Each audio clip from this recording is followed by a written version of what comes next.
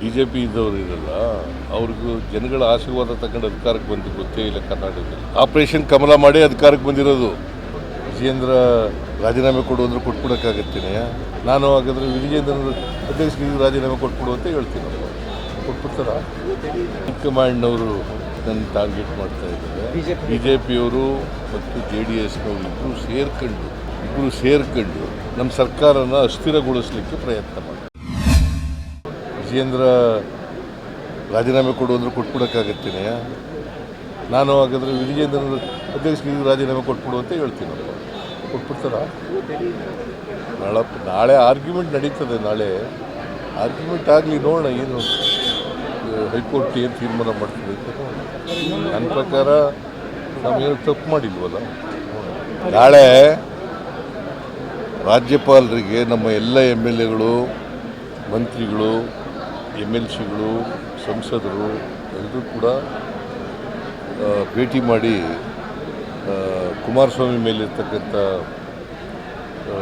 Sanction ಕೇಳಿದಾರಲ್ಲ ಅದನ್ನು ಒತ್ತಾಯ ಮಾಡ್ತಾರೆ. ನಿರಾಣಿ ಮೇಲೆ ಕೇಳಿರ್ತಕ್ಕಂಥದ್ದು, ಜೊಲ್ಲೆ ಮೇಲೆ ಕೇಳಿರ್ತಕ್ಕಂಥದ್ದು, ಆಮೇಲೆ ಜನಾರ್ದನ್ ರೆಡ್ಡಿ ಮೇಲೆ ಕೇಳಿರ್ತಕ್ಕಂಥದ್ದು, ಅವುಗಳು ಭಾಳ ದಿನಗಳಿಂದ ಪೆಂಡಿಂಗ್ ಇದ್ದಾವೆ. ಅದನ್ನು ಕ್ಯಾಬಿನೆಟ್ ಅದಕ್ಕೆ ಎಂಥದ್ದು ಪ್ರಾಸಿಕ್ಯೂಷನ್ಗೆ ಕೊಡಿ ಅಂತ ಕೇಳ್ತಾರೆ. ಬಿಕಾಸ್ ಅವುಗಳೆಲ್ಲ ಕೇಸ್ಗಳಲ್ಲಿ ವಿಚಾರಣೆಯಾಗಿ ಚಾರ್ಜ್ ಶೀಟ್ ಹಾಕೋಕ್ಕೆ ಪೆಂಡಿಂಗ್ ಇದ್ದಾವೆ. ನಮ್ಮ ಕೇಸ್ನಲ್ಲಿ ವಿಚಾರಣೆನೇ ಆಗಿಲ್ಲ, ಯಾವುದೇ ರಿಪೋರ್ಟ್ ಇಲ್ಲ. HD ಕುಮಾರಸ್ವಾಮಿ ಕೇಸ್ನಲ್ಲಿ ವಿಚಾರಣೆಯಾಗಿ ಚಾರ್ಜ್ ಶೀಟ್ ಹಾಕಬೇಕು, ಅದಕ್ಕೋಸ್ಕರ ಪ್ರಾಸಿಕ್ಯೂಷನ್ಗೆ ಪರ್ಮಿಷನ್ ಕೊಡಿ ಅಂತ ಕೇಳ್ತಾರೆ. ಹೈಕಮಾಂಡ್ನವರು ನನ್ನ ಮೇಲೆ ನನ್ನ ಟಾರ್ಗೆಟ್ ಮಾಡ್ತಾ ಇದ್ದಾರೆ. BJPಯವರು ಮತ್ತು JDSನವರು ಇಬ್ಬರು ಸೇರ್ಕೊಂಡು ನಮ್ಮ ಸರ್ಕಾರನ ಅಸ್ಥಿರಗೊಳಿಸಲಿಕ್ಕೆ ಪ್ರಯತ್ನ ಮಾಡಿ. ಮಾದಾಯಿ ನಾವು ರೆಡಿ ಇದ್ದೀವಿ, ನಾವು ಪ್ರಾರಂಭ ಮಾಡೋಕ್ಕೆ ರೆಡಿ ಇದ್ದೀವಿ. ನೀವು ಇವ್ರಿಗೆ ಕೇಳಬೇಕಾದಂಥ ಜೋಶಿ ಕೇಳಬೇಕಾದ ಪ್ರಶ್ನೆ ನನಗೆ ಕೇಳಿದ್ರೆ, ಜೋಶಿಯವರು ಕೇಂದ್ರ ಸರ್ಕಾರದಿಂದ ಪರಿಸರ ಇದೆಯಲ್ಲ, ಎನ್ವೈರ್ಮೆಂಟ್ ಕ್ಲಿಯರೆನ್ಸ್ ಕೊಡಿಸಿದ್ರೆ ಇಮಿಡಿಯೇಟಾಗಿ ಮಾಡ್ತೀವಿ. ಆರ್ಟಿಕಲ್ 280 ಪ್ರಕಾರ ಹಣಕಾಸಿನ ಆಯೋಗ 5 ವರ್ಷಕ್ಕೆ ಒಂದ್ಸರಿ ಆಗುತ್ತೆ. ರಾಜ್ಯ ಮತ್ತು ಕೇಂದ್ರ ಸರ್ಕಾರಗಳಿಗೆ ಈ ದೇಶದಲ್ಲಿ ತೆರಿಗೆ ಆಯ್ತದಲ್ಲ, ತೆರಿಗೆ ಅದನ್ನು ಯಾವ ಪ್ರಮಾಣದಲ್ಲಿ ಹಂಚ್ಕೋಬೇಕು ಅಂತೇಳಿ ಶಿಫಾರಸು ಮಾಡ್ತಾರೆ. ಅದರ ಪ್ರಕಾರ ಕೇಂದ್ರ ಸರ್ಕಾರ ನಡ್ಕೋಬೇಕು. ನಿನ್ನೆ 16th ಫೈನಾನ್ಸ್ ಕಮಿಷನ್ ಅವ್ರು ಬಂದಿದ್ದರು.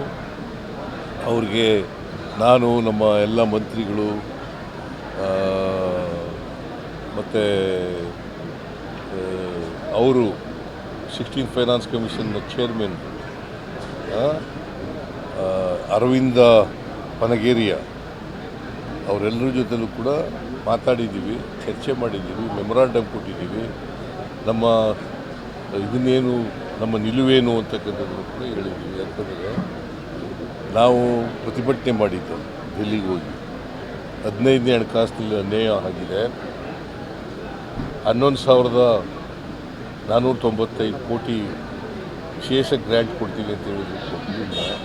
ಶಿಫಾರಸು ಮಾಡಿದ್ದು 15ನೇ ಹಣಕಾಸು, ಅದು ಕೊಟ್ಟಿಲ್ಲ. ಮತ್ತು ನಮಗೆ 4.713ರಿಂದ 713 ಅಲ್ಲಿಂದ 3.647 ಕಡಿಮೆ ಆಗಿಬಿಟ್ಟಿದೆ.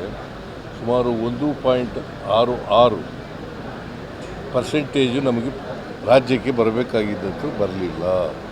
ಅದರಿಂದ ಒಟ್ಟಾರೆಯಾಗಿ ನಮಗೆ ಸುಮಾರು 80,000 ಕೋಟಿ ರೂಪಾಯಿ 5 ವರ್ಷದಲ್ಲಿ ನಷ್ಟ ಆಗಿದೆ.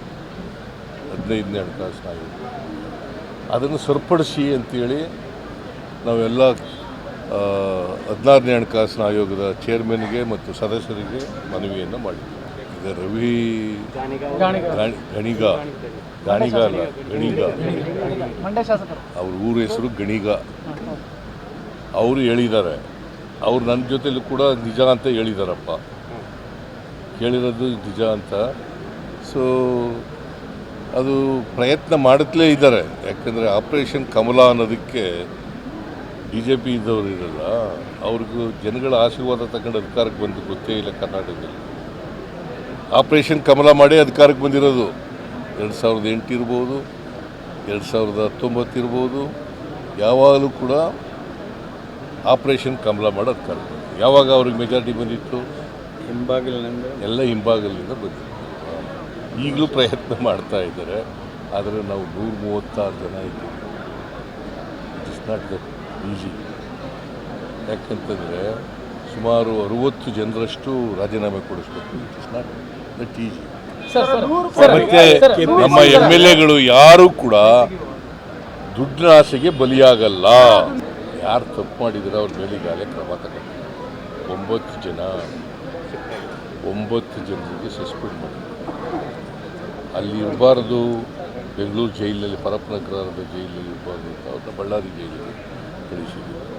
ನಾವು ಕೂಡಲೇ ಗೊತ್ತಾದ ತಕ್ಷಣ ನಾವು taken action against the 2 people and also DGPಗೆ, ಜೈಲಿನ DGPಗೆ ನೋಟಿಸ್ ಕೂಡ ಕೊಟ್ಟಿದ್ದೀವಿ. ಮತ್ತಷ್ಟು ವಿಶೇಷ ವಿಡಿಯೋಗಳನ್ನು ನೋಡಲು ಮತ್ತು ಹೊಸ ವಿಡಿಯೋಗಳ ಬಗ್ಗೆ ತಿಳಿಯಲು ಈ ದಿನ .com ಯೂಟ್ಯೂಬ್ ಚಾನೆಲ್ ಸಬ್ಸ್ಕ್ರೈಬ್ ಮಾಡಿ ಮತ್ತು ಬೆಲ್ ಐಕಾನ್ ಕ್ಲಿಕ್ ಮಾಡಿ.